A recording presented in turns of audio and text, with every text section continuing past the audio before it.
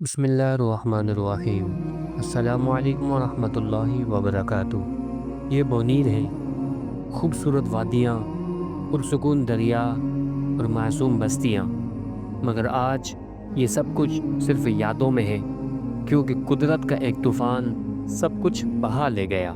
16 अगस्त जब बादलों ने बारिश नहीं गोया कहर बरसाया, पानी और पत्थरों के रेले आए और पलक झपकने में गांव के गांव मिट गए। पीर बाबा, मलिकपुरा, कादिर नगर, जहां कल हंसी गूंजती थी आज खामोशी है।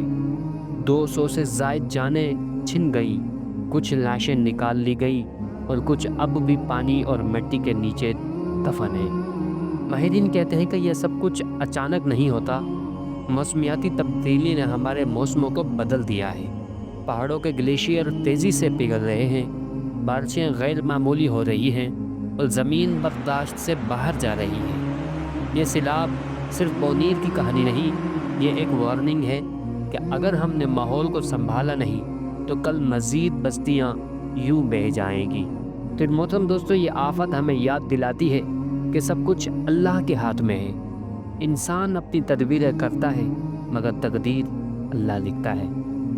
यह सानिया हमें झंझोड़ता है कि हम गुनाहों से तौबा करें, ज़मीन के साथ इंसाफ करें और अल्लाह की तरफ पलट आएं। क्योंकि जब ज़मीन चीख उठती है तो ये सिर्फ पत्थरों और पानी का शोर नहीं होता, बल्कि यह इंसानों के आमाल की गूंज भी होती है। ये आजमाइश हमें क्या सिखा रही है? क्या हम सिर्फ मरने वालों के लिए आंसू बहाएंगे या अपने आमाल, अपने माहौल और अपनी ज़िंदगी को भी बदलेंगे? ये सवाल सिर्फ बोनीर के लिए नहीं, बल्कि हम सब के लिए है। कमेंट में अपनी राय का इज़हार ज़रूर कीजिएगा।